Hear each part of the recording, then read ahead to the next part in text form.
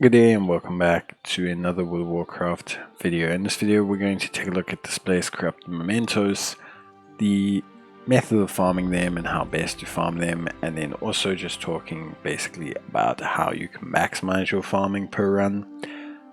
And yeah, let's just dive in. So just maybe a brief understanding of what you're going to be using these mementos for, because they do have quite a lot of purpose.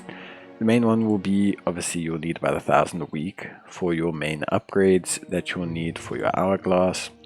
You'll also need them to activate or get and complete the quests for your runes of corruption.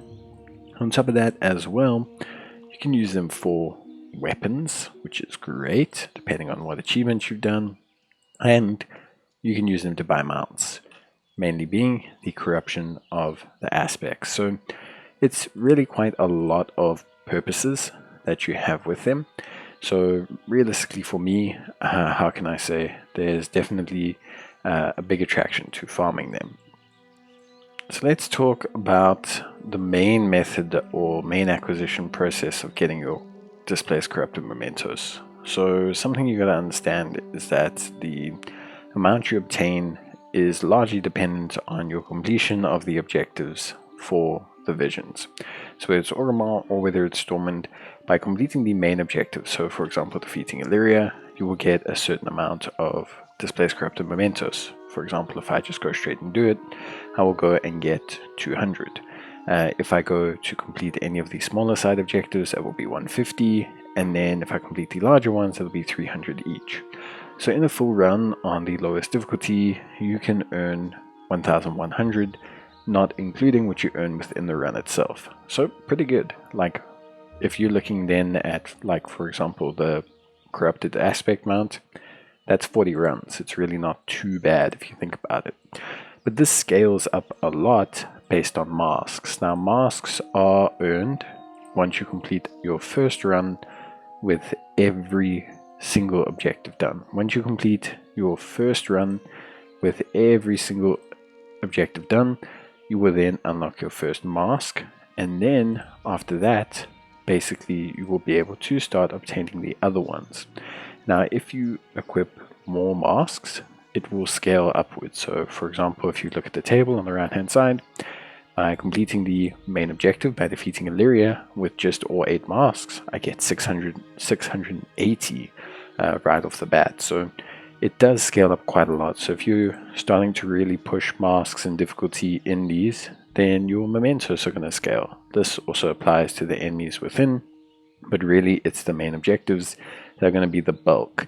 Now if you don't defeat Illyria, you will still get your corrupted mementos for the side objectives, but you will only get a discounted variant from the main boss of the section.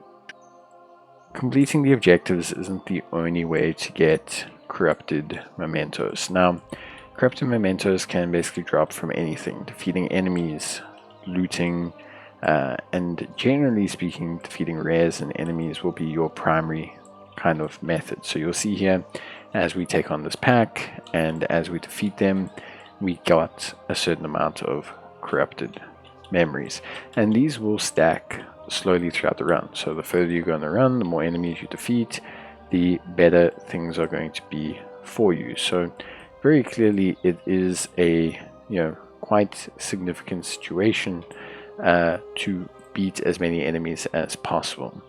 You can also pick up treasure chests, which we'll talk about. And these treasure chests do require you to do some legwork beforehand, but you can find them inside of your run. And again, they will give you some significant rewards. They will give you corrupted mementos. That's not the only thing. If you look around, you will find interactable objects within the run. Mailboxes, piles of dirt, and these will spawn enemies, which could be elites. And again, defeating these enemies will give you corrupted mementos. Obviously, depending on your run, depending on how you're going, depending on how well you're handling things, how many enemies you decide to pick up is going to be crucial towards how many extra corrupted mementos you get. But it will stack up over a run. The majority will come from your end objectives for sure, but you will get a ton within the run, predominantly from defeating enemies, but also very much so from collecting the chests. Before I move on to talking about treasure chests, I think it's very important that players understand that they need to focus or prioritize objectives over picking up an additional mob here or there. Generally speaking, mobs add minimal amounts. By ensuring you complete a full objective, you'll be adding several hundred. By picking up an extra pack or two, especially on lower difficulties, you may be adding a couple 10. So always prioritize your objectives over your additional mob pack pickups. It's always something to do. So the fastest route through the objectives is always the best way to go and the most efficient method to do. So as you can see from this run, we made about 300 from the enemies, and then if we collect our rewards, we have made around about 500. So the enemies count and the actual event itself counts. Like, you will get a lot from each. You don't have to sacrifice either. With objectives and completing runs is going to be your primary focus. So I want to talk about the terms of, or the clear sight, the tribute of clear sight. So the tribute of clear sight is gained by basically picking up potions and crystals. Now the crystals are something that is a little bit harder to find. They are great, but they are harder to find. The odd crystals, I'll show you one or two locations, but the odd crystal locations will give you some mementos as well. Like, they will also give you mementos, but the thing is, that's really about it. The other way to increase the tribute is by collecting potions. The main reason you want to level this up is because when it gets to max level, or as it levels up, you get access to the special treasure chests called clear sight chests, and you will find them around the map, and they will contain mementos as well. So it is just basically a way of pushing up your mementos gain as you run around the map and pick them up along the method of your run. Now, you would have heard me mention crystals a few times throughout the course of the video. The thing is, crystals were a thing in the BFA Horrific Visions, and although the tooltip does state crystals, I have done quite a few runs, probably around about 12 to 13 at this point, and I have not seen a single odd crystal. So unless it is an error in the tooltip, or maybe there has been a change in the fundamental process of getting them, maybe you now acquire them through a certain method, maybe you have to level up your treasure first, but basically at this point in time I don't see any of them. Possibly when I level up my treasure, it will give me access to them. That is something that could very possibly happen, but at this point in time it's just not something that seems like it is occurring.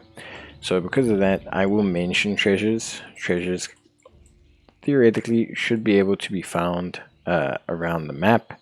They spawn in set locations, and what they do is they can be exchanged within the actual map itself for further mementos, usually if based on BFA rates, around 30 of them. However, this is not really a guarantee anymore because of the how can I say, like I said, the fact that there's no real ones that I have found as of yet. So we'll just have to see what happens there. But yeah, for now it does not look like there are other crystals, but I hope someone can correct me in the comments. So that's that. That should cover farming mementos. Hopefully this has helped you understand how to get them quickly. Basically, you just need to run. You need to do runs, you got to push objectives, go as fast as you can, maximize your runs, and you'll come out with plenty of them. Honestly, because the upgrades are time gated, if you're really looking to farm, you can even do it on the lowest difficulty, probably in a couple hours. It's not too major, but it is something cool. That's it from me. Bye.